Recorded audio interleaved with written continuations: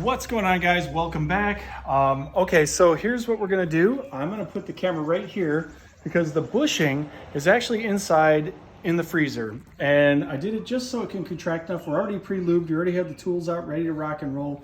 So I'm gonna put you guys right here. I'm gonna run inside, and then what I'm gonna do is I'm going to grab that bushing to put in here, but that way you guys can kind of see how this whole situation goes down. Let me see if I can take it up a little bit there. And yes, I think we got this locked in right here. Let me see. Yeah, that looks good, but I'm gonna move it like right about here so that way you can see both sides of what I'm doing with these tools over here. So let me go get the bushing.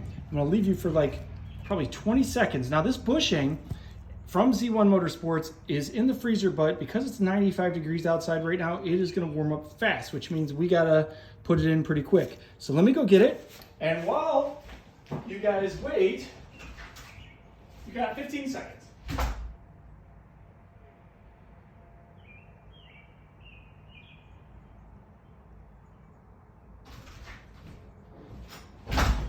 Okay guys, I am back, and here is the freezing cold bushing, okay? And you can see that it's already starting to thaw out. So let's get this thing going here, and let's put this in so that way we can move forward with the next step of our rear differential and subframe assembly upgrades. All right, so as you can see, this is probably just a little too, there we go, long. We push it through like so. That bushing is very, very cold right now.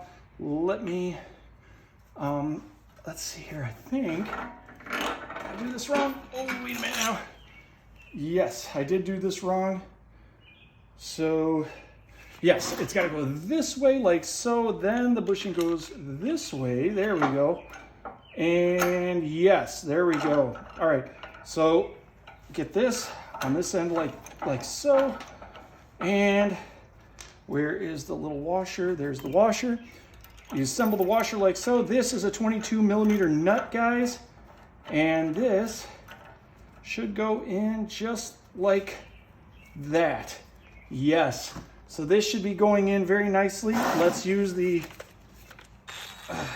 power tool.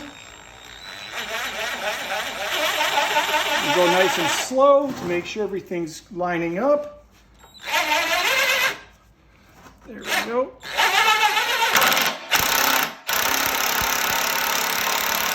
And as you can see, that bushing is getting pressed in by the Z1 Motorsports bushing tool.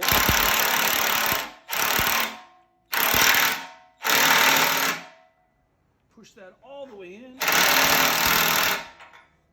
Okay, that seems to be almost all the way through. Let me make sure. Okay. And on this end, we still have a little bit on this end that it could go in a little further. So let's flip this inside out and see if I can draw it in just a little bit more. And you may have to do this, you guys. It may need to be done. There we go. Now it goes on the outer edge. Let's get our pieces back on there and run it all the way through. Oops. Okay, we'll need just a little bit more slack. Let's do this. You know, this Z1 Motorsports kit, guys, this is really an amazing tool. And they packaged it up very nicely so that way it makes the whole process easier. Could you do this another way? Yeah, you probably could, but why would you want to? If they make you a tool, why not go ahead and use what they have here? Now it's gonna get loud here for a second, but let's do this again. Okay. There we go, nice and flush. All right, so that is nice and flush there. We can take this off. As you can see, there's a little bit of bearing lubricant here. Let me see if I can tilt this for you guys. Bearing lubricant just on the other side here. And I'm just gonna take my fingers and get rid of that. Yep, there's just a whole bunch here. There we go. Let me see if I can take these gloves off now. That packages that up really nicely. Let's see here if that looks about right. All right, guys, let's take you off. And there you have it. This is the Z1 Motorsports rear differential bushing. As you can see, it's nice and snug in there now. And yeah, it looks like it went in really nicely. So we're flush on this end, we're flush on this end, and yeah, looks to me like it was the right way to go by putting it into the freezer. It made things contract just enough. We probably could have got it in there easy either way, but honestly, it went in just nice enough and contracted just enough to where it made it easy, easy peasy type thing. And yeah, all right, so that's in, and that looks absolutely amazing. Seriously, I really like the component. I think that this is gonna be an excellent addition to the performance on the 370. And yeah, now once this is in and the differential is bolted to the rear frame assembly, and you put this in, your weak point is now going to be the rubber bushings that are in here, your original stock OEM bushings. Just can't cut the mustard. And yeah, that's where you're going to have to start considering, do you want to take the whole subframe down? And honestly, guys, I bought this subframe separate from eBay. My assembly for my 370 is actually in the car right now. And I thought this was the best way to go. And the reason I thought this was the best way to go is I saw plenty of videos out there that did do the rear subframe, that did do the rear differential bushing. However, they did nothing to the subframe itself. Didn't even clean it up. It looked terrible. So you have this brand new, beautiful bushing in there.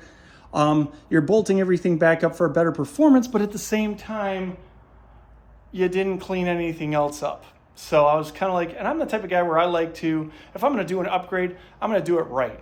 I'm going to take everything apart. I'm going to treat and clean the components, and then I'm going to refinish everything like I've done here and put it back. Now, although this looks wet with paint, it's actually not. This is dry, and I did talk about this in the previous video. We're sprayed all the way down in here. It looks wet, but it's actually dry paint. This is black acrylic enamel, and it makes everything sealed up really nicely, and it makes the whole rear frame assembly look brand new.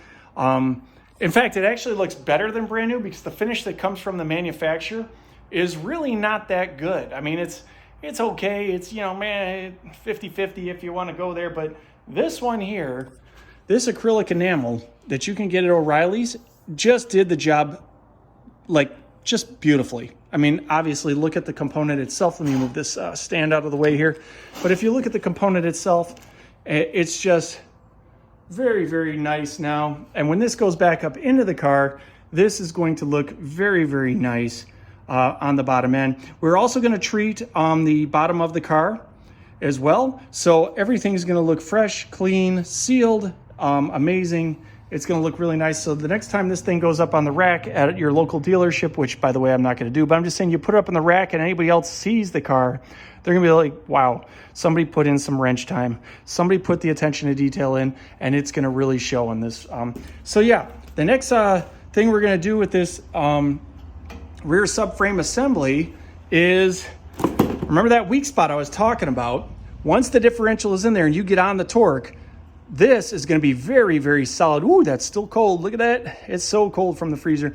So this is going to be very solid, and there's not going to be much flexing there. It's going to transfer more power to the wheels through the axles.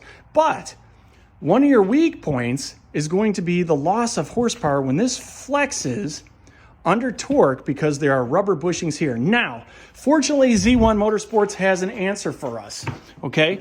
And that goes by way of the Z1 Motorsports collars, okay? They do have a collar that goes in over the existing rubber bushing that used to be in here, guys. It's not in here anymore, but we're going to talk about that in the next video.